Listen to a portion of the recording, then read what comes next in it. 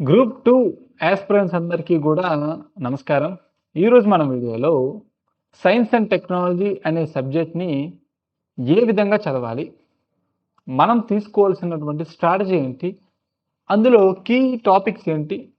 Plus most important మనం ఎటువంటి పుస్తకాలు ఫాలో అవ్వాలి అని జెప్పేసి ప్రెజెంట్ నా దగ్గర పుస్తకాలు ఇవన్నమాట.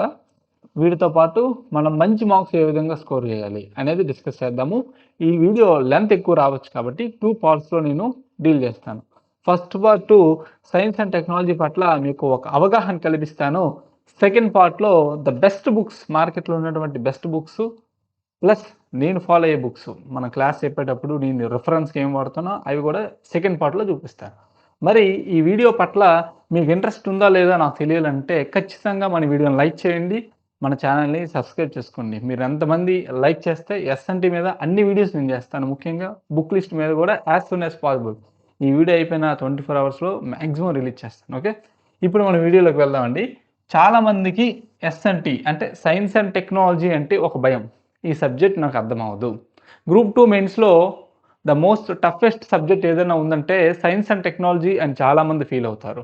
ఫస్ట్ ఆఫ్ ఆల్ ఆ ఫీలింగ్‌ని పక్కన పెట్టండి. సైన్స్ అండ్ టెక్నాలజీలో మనం 60+ అనేది స్కోర్ చేయొచ్చు.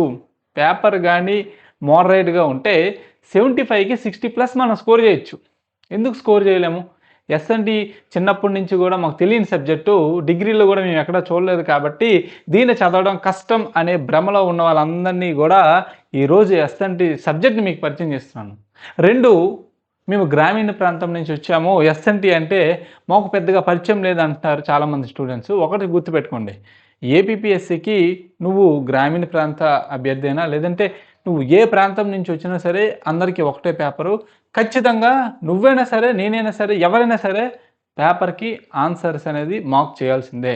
మంచి స్కోర్ వస్తేనే కన్సిడర్ చేస్తారు. గ్రామీణ ప్రాంత విద్యార్థులైనప్పటికీ కూడా మీకు అర్థమయ్యే రీతిలో ఓకేనా? ప్రతి స్టూడెంట్‌కి కూడా ఒక విధంగా చెప్తే అర్థమవుతుంది. అసలు ఎస్ఎన్‌టీ ఏ విధంగా చెప్తే అర్థమవుతుందో ఆ విధంగా చెప్తే చాలా ఈజీ సబ్జెక్ట్ ఇది. ఓకేనా? చాలా ఈజీ సబ్జెక్టు.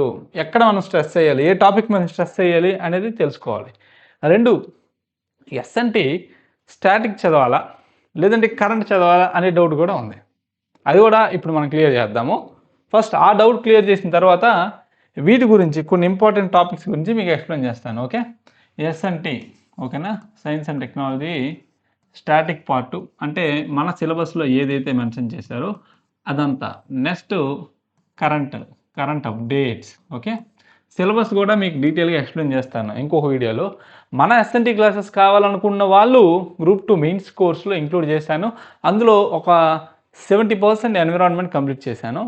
ఇంకా ఎవరైనా తీసుకోకపోతే డిస్క్రిప్షన్‌లో లింక్ ఉంది, తీసుకోండి. దయచేసి ప్రిలిమ్స్ అయిపోయాక తీసుకుంటానంటే మాత్రం మీరప్పుడు తీసుకున్నా మీకు మనీ వేస్ట్ తప్ప ఏముండదు. ఇప్పటి నుంచే చదువుకోవాలా. అప్పుడు టైం అనేది ఉండదు గుర్తుపెట్టుకోండి. సరే? ఇప్పుడు చూడండమ్మా, first of all static current ఉంది కదండీ! ఎట్టి పరిస్థితిలో నువ్వు స్టాటిక్ కంప్లీట్ చేసిన తర్వాతే కరెంట్‌కి రా. చాలామంది ఏం చేస్తారంటే పీఏబీ లేటెస్ట్ కరెంట్ అఫైర్స్ మీద ఎక్కువ ఫోకస్ చేస్తారు. మీకు అసలు స్టాటిక్ గురించి చెప్పరు. అసలు పిఎస్ఎల్వి అంటే ఏం చెప్పరు. జీఎస్ఎల్వి అంటే ఏంటో చెప్పరు. కానీ లేటెస్ట్‌గా ఇస్రో ప్రయోగించినటువంటి పిఎస్ఎల్వి ఎక్స్పెరిమెంట్ ఏదని చెప్తారు. దానివల్ల సబ్జెక్ట్ మీకు అర్థమవ్వదు. అక్కడే మనకి మిస్టేక్ అనేది జరుగుతుంది. మనకి దాని వెనక ఉన్నటువంటి సబ్జెక్ట్ తెలియకుండా కరెంట్ అప్డేట్ నువ్వు ఎప్పుడైతే చదువుతావో అక్కడే నీకు ఎస్ఎన్‌టీ పట్ల ఒక రకమైన కన్‌ఫ్యూజన్ క్రియేట్ అవుతుంది. ఎట్టి పరిస్థితిలో ఈ సిలబస్ అనేది స్టాటిక్ పార్ట్ అనేది కంప్లీట్ చేయాలి. స్కోరింగ్ కూడా వీటి మీద ఎక్కువ అడిగే అవకాశాలు ఉన్నాయి. ఓకే. మరి ఇక్కడ స్టూడెంట్ ఏం చేస్తాడంటే మార్కెట్‌లో ఎవరో ఒకరు పీడిఎఫ్ ఇస్తారు. ఆ పీడిఎఫ్ తీసుకొని చదువుతాడు. దానివల్ల యూజ్ ఉండదు. లేదంటే స్టాండర్డ్స్ మెయింటైన్ చేయరు కొంతమంది. ఆ పుస్తకాలు తీసుకొని చదువుతారు. దానివల్ల కూడా నష్టపోతారు. మనకి మంచి మెటీరియల్ గాని ఉన్నట్లయితే ఓకేనా? ఈ స్టాటిక్ పార్ట్ అనేది చాలా సులభంగా కంప్లీట్ చేయొచ్చమ్మా. మంచి మెటీరియల్ ఉండాలి. అందులోనూ తెలుగు మీడియం అభ్యర్థులు ఎస్ఎన్‌టీకి చాలా ఇబ్బంది పడుతున్నారు. ఓకే. ఇంగ్లీష్ మీడియం అభ్యర్థులు కూడా ఇద్దరికీ కూడా మంచి మెటీరియల్ లేకపోవడం చాలా వెనకబడిపోతున్నారు. ఓకే. మనకి మార్కెట్‌లో కొన్ని స్టాండర్డ్ బుక్స్ ఉన్నాయమ్మా. ఫర్ ఎగ్జాంపుల్ 'రవిప్రియ అగ్రహారి' తీసుకోండి. చాలా మంచి బుక్ ఇది. కానీ ఇక్కడ మనకు ఉన్నటువంటి ప్రాబ్లమ్ ఏంటంటే ఎవరైనా ఎస్ఎన్‌టీ స్వయంగా ఇలా పుస్తకం కొనుక్కొని చదివితే అస్సలు అర్థం కాదు. ఎస్, నేను చెప్పింది నిజమే. మార్కెట్‌లో మీరు ఓన్‌గా చదువుదామంటే ఎస్&టీ అర్థం అవ్వదు. అట్‌లీస్ట్ హిస్టరీ అవ్వచ్చు, కొన్ని సబ్జెక్ట్స్ మీరు ఓన్‌గా చదివితే అర్థం అవ్వచ్చు, కానీ ఎస్&టీ మాత్రం తప్పనిసరిగా ఒక క్లాస్ ఫాలో అయిన తర్వాతే మీ మెటీరియల్ చదువుకోండి. ఇప్పుడు స్టాటిక్ అయిపోయాక కరెంట్ వద్దాం. 2026 నుంచి మనకి మెయిన్స్ ఎగ్జామ్ వరకు కూడా కరెంట్ అఫైర్స్ అనేది చాలా ఇంపార్టెంట్, గుర్తుపెట్టుకోండి. ఓకే, 2026 నుంచి మెయిన్స్ వరకు కూడా ఇంపార్టెంట్. మరి నేను అబ్జర్వ్ చేశాను, కొంతమంది డైలీ పీఐబీ చెప్తారు. డైలీ పీఐబీ చదవడం అనేది చాలా హెడ్ఏక్ అమ్మా. ఓకేనా?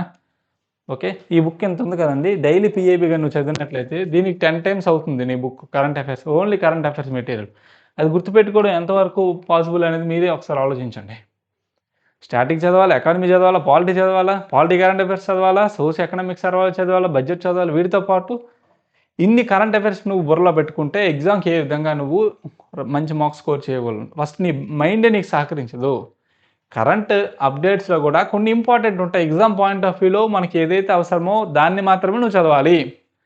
మన కోర్స్ తీసుకున్న వాళ్ళకి స్టాటిక్తో పాటు కరెంట్ అప్డేట్ కూడా నేను ఇస్తాను. మరలా మీరు దానికోసం సపరేట్గా ఏ మ్యాగజైన్ ఫాలో అవ్వక్కర్లేదు. ఓకే, ఎస్&టీకి సంబంధించి సపరేట్ కరెంట్ అఫైర్స్ ఉంటాయి. ఎగ్జామ్ పాయింట్ ఆఫ్ వ్యూలో ఇన్డెప్త్గా ఉంటాయి, అవి నేనే డీల్ చేయడం జరుగుతుంది. మరి మీరు ఎస్&టీకి సంబంధించి ఇంకే పుస్తకం కూడా కొనక్కర్లేదు.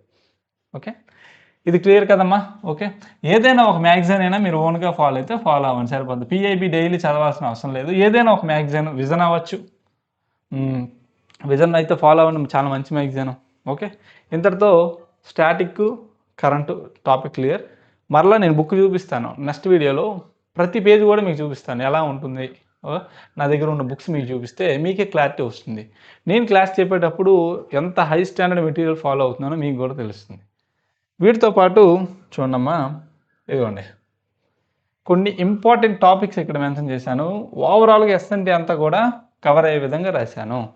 మన క్లాసెస్ అనేవి మాత్రం తెలుగు ఇంగ్లీష్ కలిపి ఇద్దరికీ కూడా అర్థమయ్యే రీతిలో ఉంటాయి. మెటీరియల్ కూడా సెపరేట్గా అప్లోడ్ చేస్తాము, అది నువ్వు డౌన్లోడ్ చేసుకోవచ్చు. డౌన్లోడ్ చేసుకొని క్లాస్ అయిపోయిన వెంటనే చదువుకోవచ్చు. బుక్ రిలీజ్ చేద్దాం అనుకున్నాం కానీ టైం అనేది మాకు అడ్జస్ట్ అవ్వట్లేదు. టైం కానీ సెట్ అయితే పుస్తకం కూడా విడుదల చేయొచ్చు. మీరు ఏదైతే చదువుకున్నారో అవన్నీ కూడా ఒక దగ్గర పెట్టి బుక్లా చేయొచ్చు. బట్ టైం అనేది మాకు సపోర్ట్ చేయాలి. ఒకసారి ఎస్&టీలోకి వెళ్దాం. చూడమ్మా, జాగ్రత్తగా వినండి, చాలా జాగ్రత్తగా వినండి. మన గ్రూప్ 2లో ఉద్యోగం తెచ్చిపెట్టే సబ్జెక్ట్ ఇది. ఇందులో మనకి main one of the most important space technology. ఓకేనా? స్పేస్ టెక్నాలజీ గురించి మనం చదవాలి. స్పేస్ టెక్నాలజీ గురించి చదివేటప్పుడు what are the different type of orbits, ఆర్బిట్స్లో ఎన్ని రకాలు ఉన్నాయి, అదేవిధంగా శాటిలైట్ ఉపగ్రహం అంటే ఏమిటి, ఎన్ని ఉపగ్రహాలు ఉన్నాయి, అందులో రకాలు ఏమిటి, లాంచింగ్ వెహికల్ ఏమిటి, పిఎస్ఎల్వి అంటే ఏమిటి, జిఎస్ఎల్వి అంటే ఏమిటి.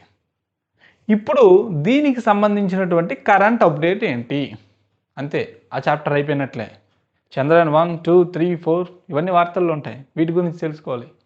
అదేవిధంగా ఇస్రో చేపట్టినటువంటి మిషన్స్ ఏంటి, ఇవన్నీ మనం కూలంకుషంగా స్పేస్ టెక్నాలజీలో చర్చించడం జరుగుతుంది. సెకండ్ డిఫెన్స్ అనమాట, డిఆర్డిఓ. ఓకే, డిఆర్డిఓ లేటెస్ట్గా ఎటువంటి మిసైల్స్ని అప్డేట్ చేసుకున్నది, ఎటువంటి మిసైల్స్ని టెస్ట్ చేసింది, ఇతర దేశాల నుంచి ఏ టెక్నాలజీ మనం తీసుకున్నాము, ఎన్ని మిసైల్స్ని మనం, బ్యాలిస్టిక్ మిసైల్ అంటే ఏంటి, క్రూజ్ మిసైల్ అంటే ఏంటి, ఈ రెండింటికి ఉన్నటువంటి డిఫరెన్స్ ఏంటి, ఇదంతా కూడా డిఫెన్స్లో తెలుసుకుంటూ కరెంట్ అప్డేట్ ఏంటి డిఫెన్స్ టెక్నాలజీలు అనేది కూడా అప్డేట్ చేసుకుంటే సరిపోతుంది. Okay, next information communication and technology అనమాట. Information communication and technology, for example Andhra Pradesh అమరావతిలో క్వాంటమ్ వ్యాలీని స్థాపించబోతున్నారు, క్వాంటమ్ వ్యాలీని ఎస్టాబ్లిష్ చేయబోతున్నారు. మరి క్వాంటమ్ టెక్నాలజీ అంటే ఏంటి? రీసెంట్గా సైబర్ క్రైమ్ అనేది చాలా ఎక్కువగా జరుగుతుంది. సైబర్ ఫ్రాడ్ అంటే ఏంటి, దాన్ని ఏ విధంగా నివారించాలి, ప్రభుత్వం ఏమైనా చట్టాలు చేసిందా, ఇవన్నీ కూడా ఇన్ఫర్మేషన్ కమ్యూనికేషన్ అండ్ టెక్నాలజీలో మనం తెలుసుకుంటాము. ఇదే సిలబస్నే మీకు సమ్మరీ చేసి చెప్తున్నాను. నెక్స్ట్ న్యూక్లియర్ ఎనర్జీ అనమాట. ఓకే, మన భారతదేశంలో ఎటువంటి న్యూక్లియర్ ప్రోగ్రామ్ని ఫాలో అవుతున్నాము, అదేవిధంగా భారతదేశంలో ఎక్కడెక్కడ అణు విద్యుత్ కేంద్రాలు ఉన్నాయి, వాటి నుంచి విడుదలయ్యే శక్తి కెపాసిటీ ఎంత, ఇన్స్టాల్ కెపాసిటీ ఎంత, ఇవన్నీ వీటితో తెలుసుకుంటూ దానికి సంబంధించి లేటెస్ట్ అప్డేట్ ఏదైనా ఉంటే మనం నోట్ చేసుకోవాలి. నెక్స్ట్ వచ్చేసి ఎనర్జీ మేనేజ్మెంట్ అమ్మా. మరి ఇక్కడ ఆల్రెడీ న్యూక్లియర్ ఎనర్జీ గురించి చెప్పాము, స్పెసిఫిక్గా సిలబస్లో మెన్షన్ చేస్తారు. అదేవిధంగా ఎనర్జీ మేనేజ్మెంట్ అంటే renewable energy, non renewable energy ఉంటుంది. పునరుత్పాదక శక్తి, పునరుత్పాదక కాని శక్తి వనరులు ఉంటాయి.